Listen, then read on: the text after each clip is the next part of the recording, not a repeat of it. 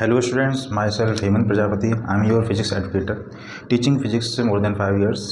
Today we have a discussion about electromagnetic induction. ठीक है, तो जेईई मेंस और नीट लेवल पर बहुत ही एक इम्पॉर्टेंट टॉपिक लेके आए हैं, electromagnetic induction. Electromagnetic, electro means electricity and magnetic means magnetism. तो हम देखेंगे कि किस तरह से ये फिनोमेना इलेक्ट्रिसिटी और मैग्नेटिज्म को रिलेट करती है। यहाँ पर हम magnetic flux, Faraday experiments, laws of electromagnetic induction में आज हम लेंज लॉ को हाईलाइट करने वाले हैं। लेंज लॉ को देखेंगे और इसके जो न्यूमेरिकल्स हैं उस पर हम फोकस करेंगे, जिसका काम है इंड्यूस करंट की डायरेक्शन को बताना। ठीक है, सर्किट में जो इंड्यूस करंट प्रोड्यूस हो रही है उसकी डायरेक्शन किस तरह से हम कैलकुलेट करेंगे। तो आइए स्टार्ट करते हैं हम।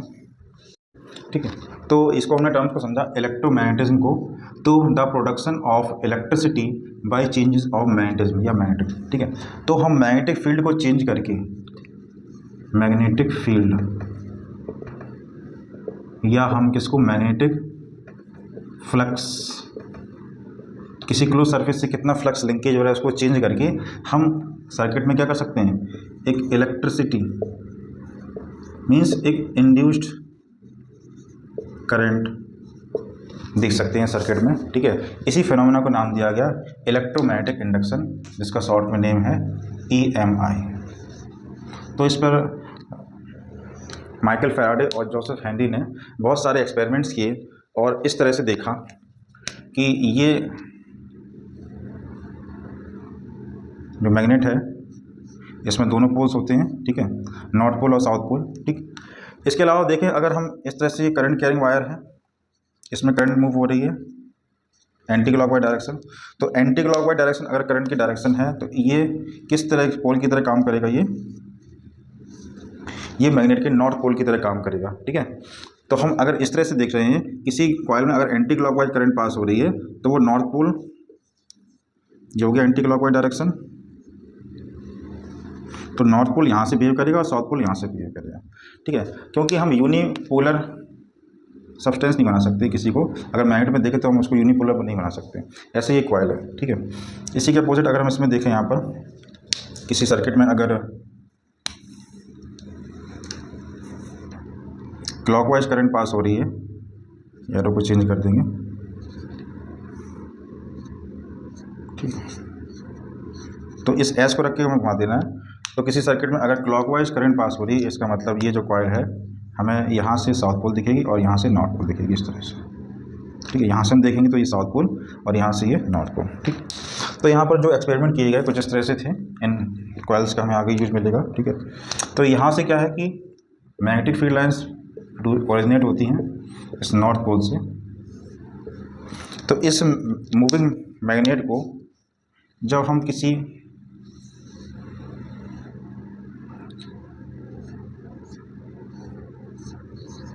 कॉइल के पास में ले जाएंगे इस तरह से, जिसको हमने सर्किट से कनेक्ट किया गया, कैलमीटर लगा हुआ है, तो यहाँ पर एक डिफ्लेक्शन मेज़र किया। ठीक है, तो अगर इसका मूवमेंट हम रोक दें, अगर ये रेस्ट पर है, तो यहाँ पर जो नंबर ऑफ फील्ड लाइंस है वो सेम कांस्टेंट अमाउंट में पास होंगी। जो फ्लक्स है क्या चेंज होगा, नहीं चेंज होगा। फ्लक्स लिंकेज यहाँ पर कांस्टेंट हो जाएगा। तो उस कंडीशन में यहाँ कोई करंट फ्लो होगी, नो, कोई करंट फ्लो नहीं होगी। ठीक है, ठीक, तो हम यहाँ पर बात करने वाले हैं इस तरह से।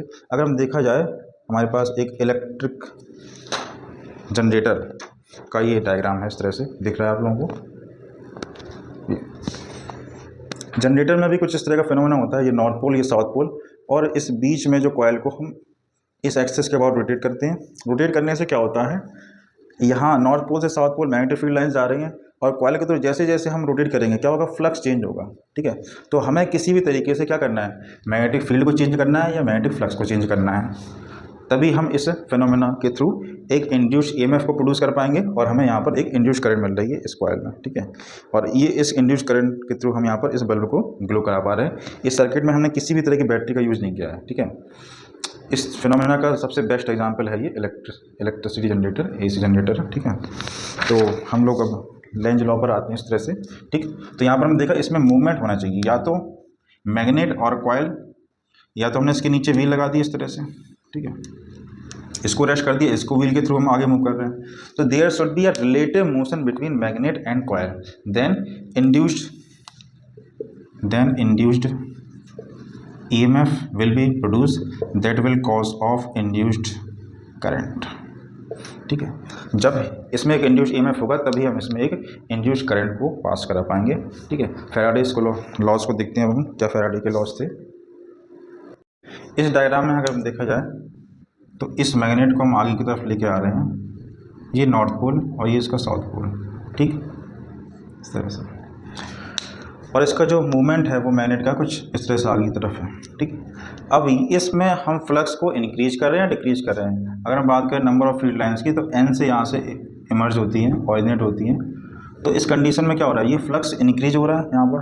ठीक है, तो फ्लक्स यहाँ पर इंक्रीज हो रहा है, नंबर ऑफ फील्ड लाइंस जैसे जैसे इंक्रीज होंगी तो इस कॉइल में जो नंबर ऑफ फील्ड लाइंस है उसके बेस पर फ्लक्स होंगे। तो इसमें जो डायरेक्शन होगी इंड्यूस करंट की वो उसको अपोज करेगी। ठीक है, क्या कहता है कि लेंज लॉ कहता है कि जो इंड्यूस करंट की डायरेक्शन होगी it always opposes the it's cause. ठीक, तो यहाँ पर हमें ये नॉर्थ पोल आ रहा है तो ये भी एक तरह से नॉर्थ पोल की तरह ही बिहेव करेगा इसको अपोज करने के लिए। ठीक है, नॉर्थ पोल की तरह बिहेव करने के लिए हमें नॉर्थ पोल नॉर्थ बनाने के लिए इस तरह से एंटी क्लॉकवाइज, तो हमें इस तरह से यहाँ पर एंटी क्लॉकवाइज करंट मिल जाएगी। तो अगर इसका ये फॉरवर्ड मूवमेंट होता है इस मैग्नेट का, तो direction of induced current will be anti clockwise यहाँ पर डायरेक्शन मिलेगी। और इसका अगर बैकवर्ड मूवमेंट होता है, इसी में अगर हम देखें बैकवर्ड मूवमेंट होता है तो direction of induced current will be clockwise direction. ठीक है, तो इस तरह से बहुत सारे क्वेश्चंस हम करने वाले हैं। ठीक है, जो सिंपल हमारा लेंज लॉ पर बेस्ड है विथ जो कि हमें इंड्यूस्ड करंट की डायरेक्शन की वैल्यू देगी। यहाँ पर हम करंट आई को इंक्रीज कर रहे हैं सर्किट में, तो हमें यहाँ पर मूवमेंट दिखाना है इसका, इस कॉइल का जो मूवमेंट होगा, मूवमेंट ऑफ कॉइल वो कैसा होगा। तो सबसे सिंपल सा तरीका है, इसमें एक शॉर्टकट मेथड है हमारे पास, लेके आए हैं के लिए। इस सर्किट में अगर हम करंट को बढ़ाएंगे तो इस सर्किट में क्या बढ़ने वाला है, फ्लक्स। ठीक है, अगर इस सर्किट में हम करंट को बढ़ाएंगे, ठीक है, अगर करंट बढ़ेगा तो फ्लक्स की वैल्यू बढ़ेगी और रिंग में क्या होगा, रिपल्सन, जिससे ये जो कॉइल है ये मूव्स अपवर्ड जाएगी। ठीक है, जैसे जैसे हम यहाँ पर इसकी वैल्यू बढ़ाएंगे इस सर्किट में करंट की, वैसे वैसे क्या होगा, यहाँ से जो फ्लक्स है वो वैल्यू इंक्रीज होगी। ठीक है, और इसका जो मूवमेंट होगा वो ऊपर की तरफ जाएगा क्योंकि ये इसको अपोज करेगा। ठीक है, अगर हम बात करें यहाँ पर इसकी वजह से यहाँ पर ये जो करंट की वैल्यू है, ठीक है, यहाँ पर ये एस पोल है तो ये भी एक इसकी तरह एस पोल की तरह काम करेगा। ठीक है, एस पोल, ठीक, एस पोल होने की वजह से ये ऊपर की ओर जाएगा इस तरह से, और इस सर्किट में ये इस कॉइल में इस तरह से इंड्यूस्ड करंट मिलेगी, इंड्यूस्ड करंट। ठीक, इसी के अपोजिट अगर इस सर्किट में हम करंट की वैल्यू को डिक्रीज कर दें, अगर करंट की वैल्यू अगर डिक्रीज करेंगे तो क्या होगा कि यहाँ पर जो मोशन है, ठीक है, तुरंत इसका मूवमेंट क्या हो जाएगा, चेंज होगा। ठीक, करंट की वैल्यू अगर हम कम करेंगे, अगर यहाँ पर हमने करंट कम कर दिया तो फ्लक्स कम होगा, उस फ्लक्स को काउंटर अटैक करने के लिए हमें क्या होगा कि इस वाले कॉइल का जो मूवमेंट होगा वो नीचे की तरफ, हमारे पास जो इंड्यूस्ड फील्ड होगी, ठीक है, बी इंड्यूस्ड होगा, वो इस तरह से होगी जिससे ये इस फ्लक्स को क्या करे, बढ़ाए। ठीक है, क्योंकि अभी यहाँ पर फ्लक्स कम होने लगा तो ये इस फ्लक्स को इंक्रीज करेगी। ठीक है, कुछ और एग्जाम्पल के थ्रू हम देखते हैं। अभी हमें सिंपल सा फिल्म करना है, अगर इस कॉइल में फ्लक्स अगर बढ़ेगा तो इसका इस कॉइल में क्या होने वाला है, रिपल्सन होने वाला है। आज का हमारे टिप्स एंड ट्रिक्स का पॉइंट है। ठीक है, अगर इस सर्किट में हम करंट की वैल्यू कम करेंगे तो इसमें क्या अट्रैक्शन होगा और इसका जो मूवमेंट होगा वो नीचे की तरफ होगा। लेंज लॉ का एक हम बहुत ही कॉन्सेप्चुअल सा डिस्कशन लेके आए हैं। ये C1 and C2, C1 coil and C2 coil, दो कॉइल हैं, इसके बीच में एक मैग्नेट का मूवमेंट ले आ रहे हैं हम लेफ्ट से राइट। ठीक है, तो लेफ्ट से राइट अगर हम बात करें तो इस वाले कॉइल में क्या हो रहा है, फ्लक्स कम हो रहा है या ज़्यादा हो रहा है, इस वाले कॉइल में जो फ्लक्स है वो कम हो रहा है। और इस वाले कॉइल की अगर हम बात करें, ठीक है, इस तरह से जो नंबर ऑफ फील्ड लाइंस है वो फ्लक्स क्या करेंगे, इंक्रीज करेंगे। ठीक है, यहाँ फ्लक्स कम हो रहा है और यहाँ पर फ्लक्स इंक्रीज हो रहा है। अब सिंपल सा काम है कि इस वाले में करंट कैसे होगी, ये इसको अट्रैक्ट करने की कोशिश करेगी जिससे इसका फ्लक्स इंक्रीज हो। ठीक है, जो इंड्यूस्ड हमारे पास होगा तो ये फ्लक्स को इंक्रीज करेंगे। जो इंड्यूस्ड बी की वैल्यू होगी, बी इंड्यूस्ड क्या करेगा, फ्लक्स को इंक्रीज करने की कोशिश करेगा। मतलब यहाँ पर ये जो एस को अट्रैक्ट करने के लिए यहाँ पर कौन सा पोल होना चाहिए, नॉर्थ पोल।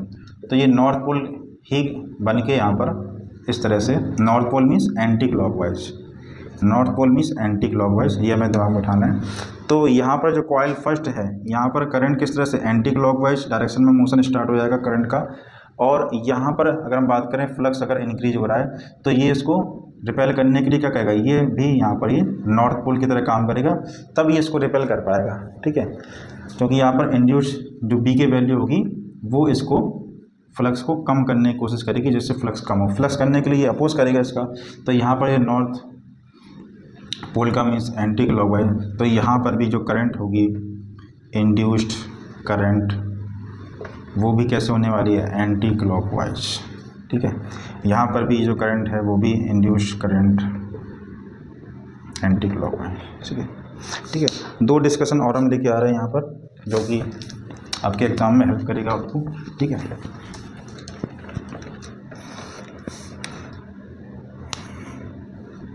इसको हम इस तरह से भी ले सकते हैं, ठीक है, और इस तरह से भी ले सकते हैं। यहाँ पर जो आई करंट है, यहाँ पर इसको हम कांस्टेंट रखेंगे तो कोई फ़र्क नहीं पड़ेगा। आई यहाँ पर रेगुलरली इंक्रीज हो रही है। ठीक है, और यहाँ भी देखेगा आई जो करंट है इस वायर में हम इंक्रीज कर रहे हैं, तो हमें दोनों कॉइल में जो इंड्यूस्ड करंट है उसकी डायरेक्शन निकालना है। ठीक है, क्वेश्चन क्लियर है आप लोगों को, बहुत ही कंसेप्चुअल क्वेश्चन है। तो यहाँ पर देखेंगे कि हमें जो रेगुलर जो वैल्यू थी, अगर थंब को ऊपर रखें तो फिंगर्स यहाँ पर क्या है, डॉट, तो एक्चुअल जो यहाँ पर फील्ड थी, मैग्नेटिक फील्ड डॉट थी। ठीक है, और यहाँ पर फील्ड थी वो क्रॉस, ऐसे रखेंगे। ऐसे ही यहाँ पर रखेंगे इस थंब को और फिंगर को यहाँ पर रखेंगे, तो यहाँ पर जो एक्चुअल फील्ड है वो डॉट है और यहाँ पर फील्ड कैसी है, क्रॉस है।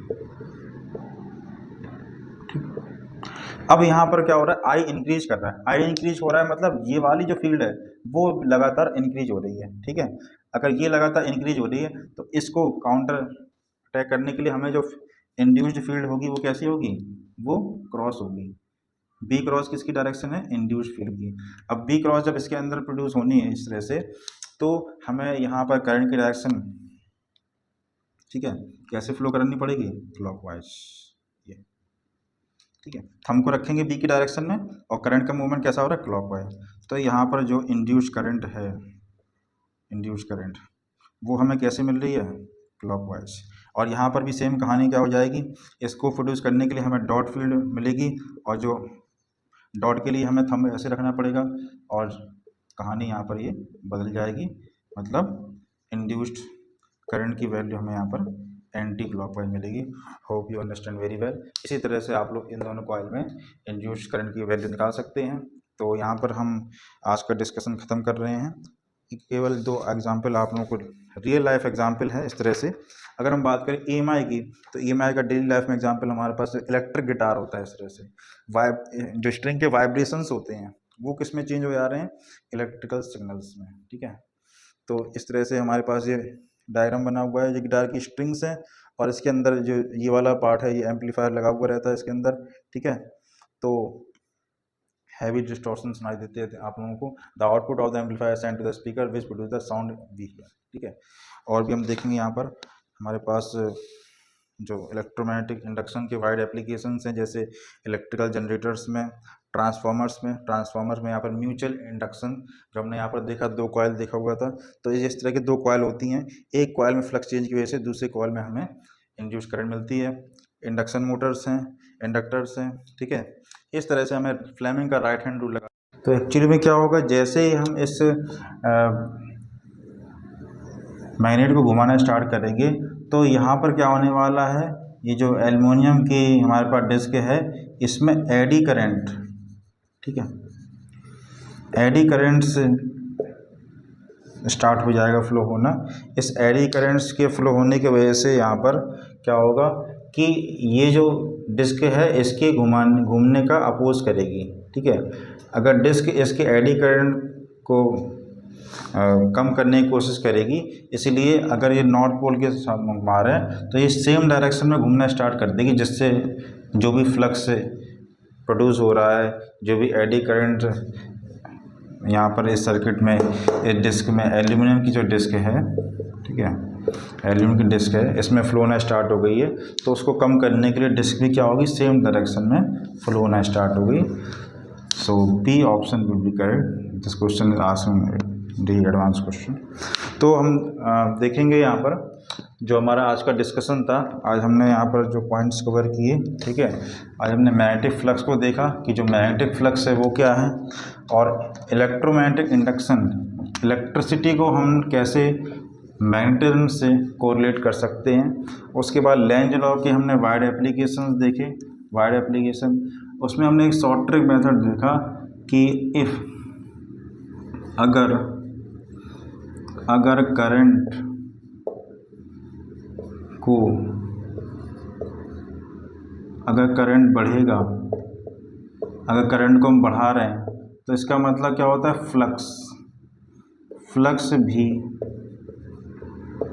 फ्लक्स भी बढ़ेगा, ठीक है। और जो दोनों कॉइल की अगर बात करें तो वो उनमें क्या हो जाएगा, रिपल्सन स्टार्ट हो जाएगा, रिपल्सन, ठीक है।